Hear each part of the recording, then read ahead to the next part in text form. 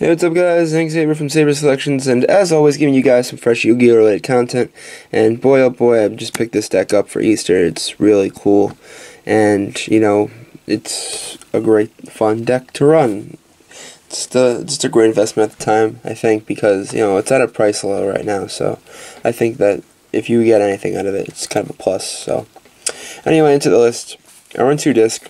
2-disc is really good for getting out your monsters, especially if you don't draw into many of them. So, say you have normal summon monster. Say you have a normal summon monster, and it stays there for a turn, and basically you just next turn just normal summon on top of it, and start off sacrifice and special 2 more. And of course, if you get the effect of the monster that you attributed. So 2-disc, and then 1 monolith. You just draw cards from the amount of times you attributed at the end phase. So I think this is like the correct ratio. I don't think you need 3-disc, I don't think you need 2 monolith. I think you just run 2 and 1. So that's that. Then we run 2 copies of Qliphort Stealth. Stealth is just great for turning to hand, and he's just a really hard card to get over for most decks right now. So 2 of him. Then we run 3 copies of the Qliphort Carrier. Carrier is also used for returning monsters to hand, but other than that, he can be just a nice body to put out. He is a rescue hamster target, which goes off a lot in this deck, so Carrier is great. And also helps you get out of the Jin lock, because if you normal summon on top of it, then you return the Qlister or whatever they did Jin into the hand. So, and then on to the scale 9s, we run 2 scout, because that's 2. But, you know, you still are running the 3 Summoner's Art, so you still are running 5 Scouts, in theory. And then 3 Helix. Helix is obviously like your MST, and it's just an overall, again, a great card. And so, 3 of that, also another hamster target. And then I run, as my kind of techs, I run 1 Shell, 1 Cephalopod. I see not many people running Shell and less people running Cephalopod, but I think this is great just to tech over stuff, and you know, just like, I don't know, tech twice, and then Cephalopod just for getting life. So I think 1 of each is kind of cool. And so that's that for the pendulums. And then we run the 1 Towers, the god card of the deck, and the 1, I should say that's Qliphort pendulums. And then we run 1 hamster and run 1 trampolinx. So I think these, you know, these are pretty needed in the deck. Some people are cutting towers, and no one like runs these guys anymore. So I think you have to run these. So hamster has been like really good in testing so far. It's been really like, if I don't have monsters, it almost works like a disc, like a 3rd disc almost. Like, just target a card in your extra deck and get 2 more out of it. So yeah, it's really good. And for the spells, I run 3 Summoner's Art standard, and then I do run the 1 Laser Cleep. Laser Cleep, besides being fun to say, it is a card that lets you normal summon twice, so it's basically like a continuous double summon, I should say. And also, your opponent cannot negate the summons, so it can just be really good for, you know, enhanced tribute summons and whatnot. So I really like Laser Cleep. And then I run 3 Sacrifice in the form of 1 Sacrifice and 2 Swords of Dawn.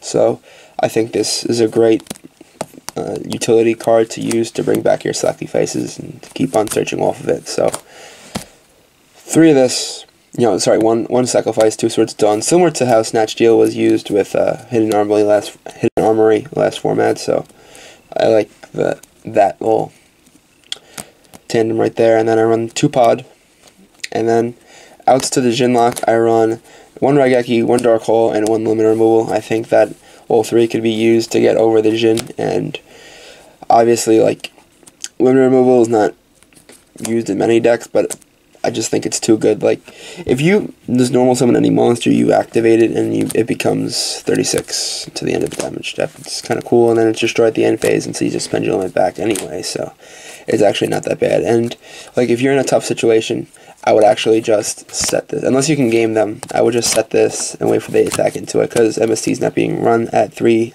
that much anymore. So I just set the limiter, and then just flip it up damage step, so it could be used in many ways. And then I run 2 MST, because we side the third, and you don't really need the third in the main board. So that's it for the spells. And then for the traps, we do run the 1 skill drain. Skill drain is actually, like, it's obviously really good. There's another card my friend showed me that is almost as good as skill drain. It hasn't come in the mail yet. I'll do an updated deck profile when I get them. It's called Power Sink Stone or something like that. It's a really good card.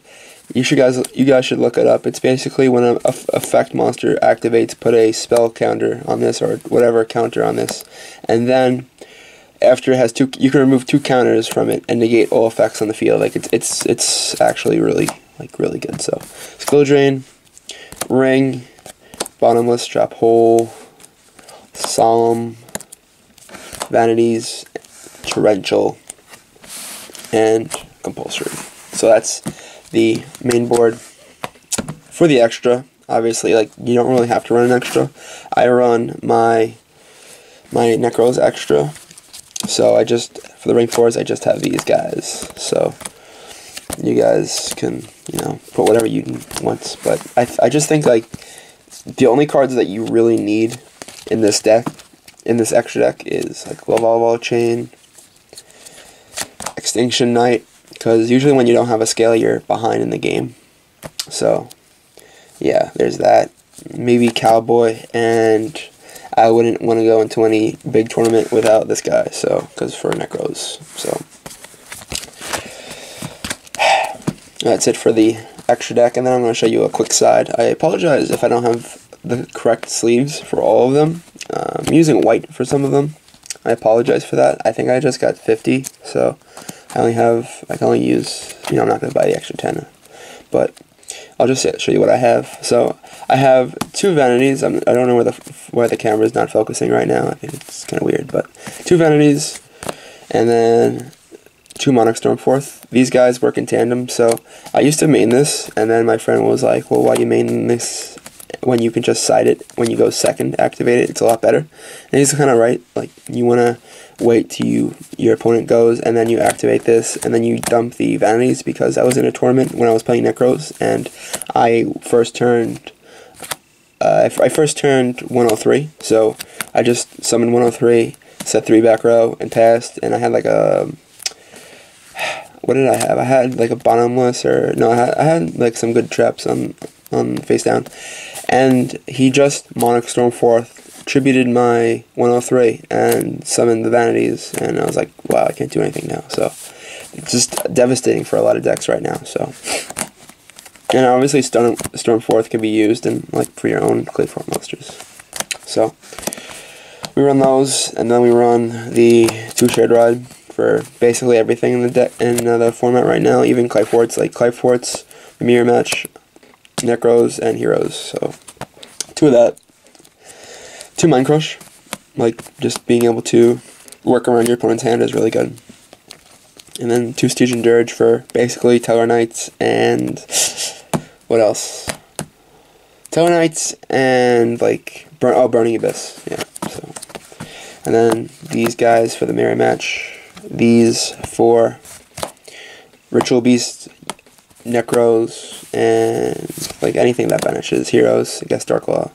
So, because Darklaw, they would send them to the banish. They don't go to the extra deck or anything like that. And then the final MST. So that's it for the deck, guys. I hope you guys enjoyed it. It's just something I kind of threw together for a little while, but it's been really good in testing. So obviously it's a deck that every duelist has faced a lot. And I think if you face a deck a lot, you actually get better at using it yourself. So I know that's how it kind of worked with Necros when I picked it up. So it is what it is, guys. I hope you guys enjoyed it, get something out of it. And if you did, push the like button. Or if not, tell me why in the comment section below. hopefully subscribe if you haven't done so yet, and so you too can become a Saber selectioner. So this is Hank Saber signing off for now. Goodbye, everybody.